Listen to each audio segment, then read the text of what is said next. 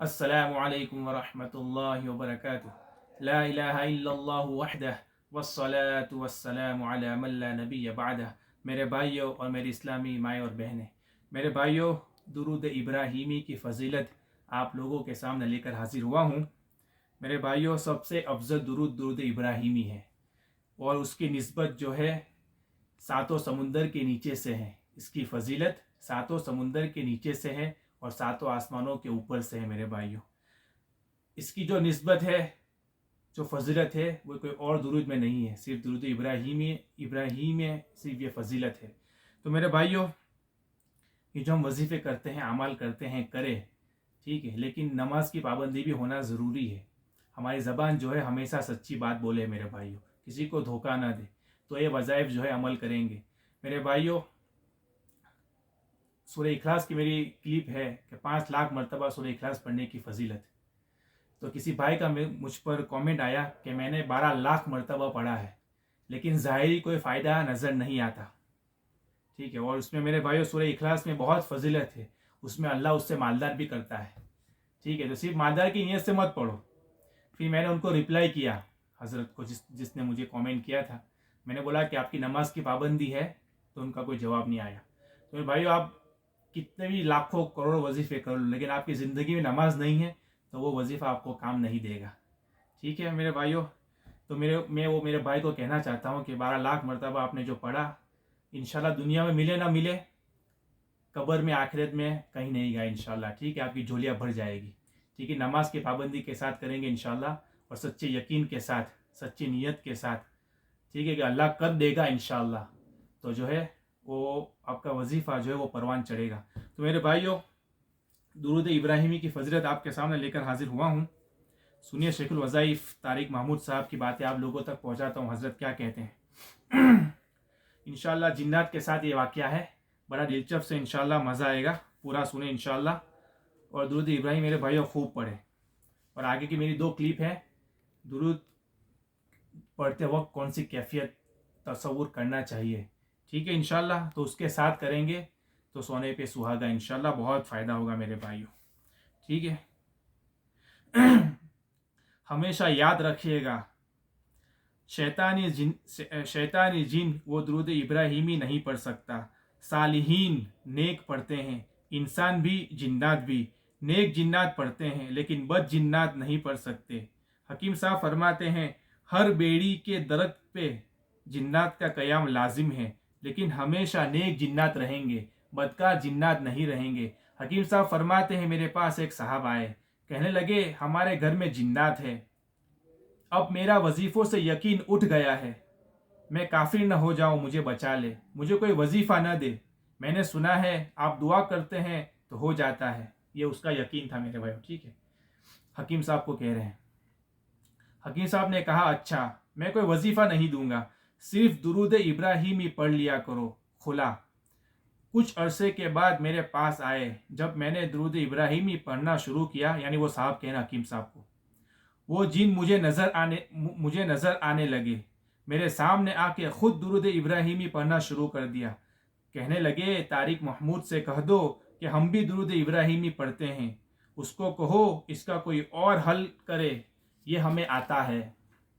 हकीम साहब फरमाते हैं कि दुरूद इब्राहीमी अगर उन्हें आता है तो फिर कहानी कुछ और है।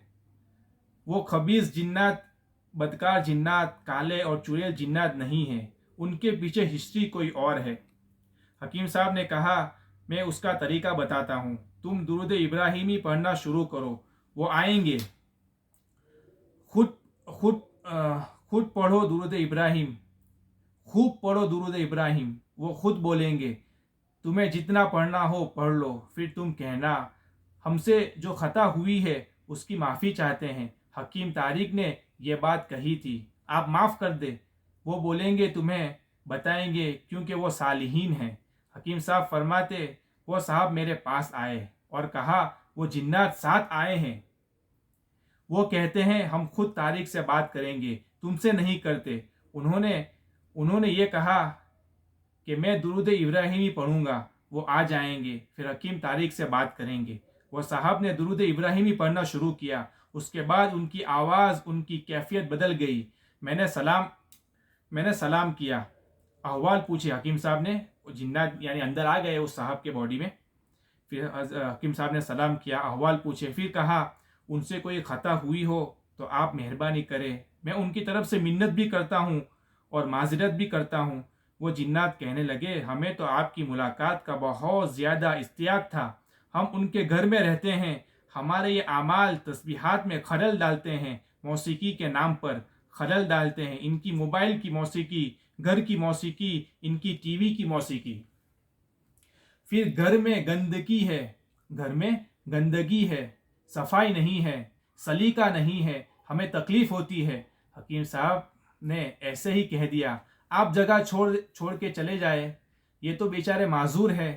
انہوں نے کہا باپ دادا کا گھر کون چھوڑتا ہے، یعنی وہ جناتوں نے کہا کہ باپ دادا کا گھر کون چھوڑتا ہے، یہ تو ابھی کے مکین ہیں، ہماری تو اللہ نے عمریں زیادہ رکھی ہے، ہم کیسے چھوڑے.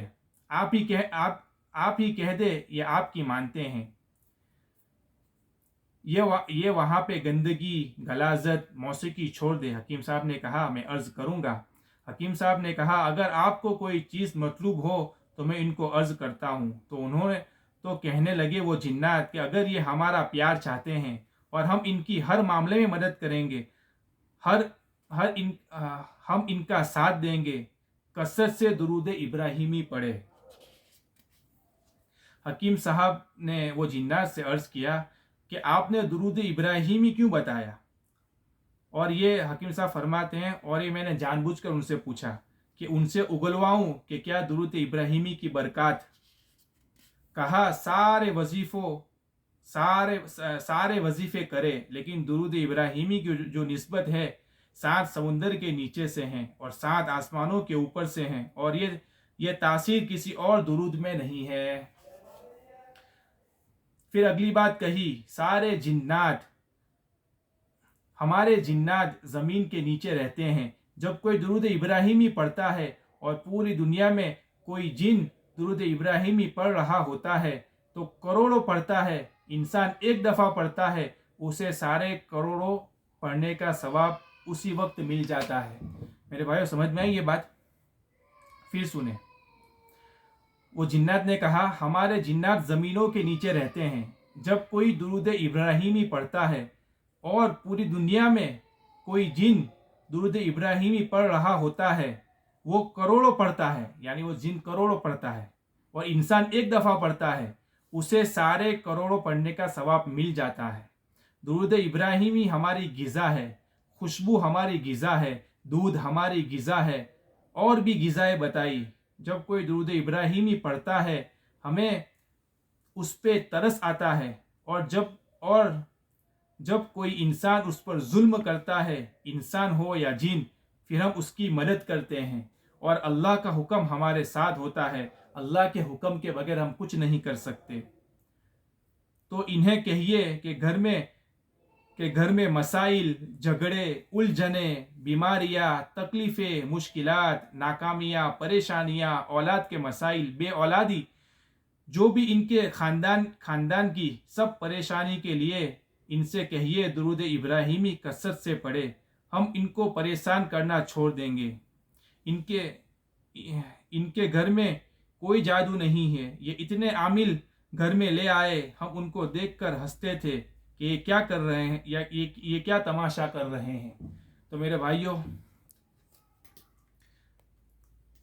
انشاءاللہ درود پاک کی خوب کثرت کرے. میرے بھائیوں سب سے افضل درود ہے، انشاءاللہ بڑا فائدہ ہوگا. اور آگے میری ایک کلپ ہے درود ابراہیمی کی فضیلت، وہ بھی انشاءاللہ سنیں. اس میں میں نے یعنی پوری فضیلت کھولی ہے، اس میں 1-2 جنات کے واقعات بھی ہیں میرے بھائیوں. تو میرے بھائیوں اللہ مجھے بھی، اللہ ہم سب کو کہنے سننے سے زیادہ عمل کی توفیق عطا فرمائے. وما علینا الا البلاغ، وآخر دعوانا الحمد للہ رب العالمین.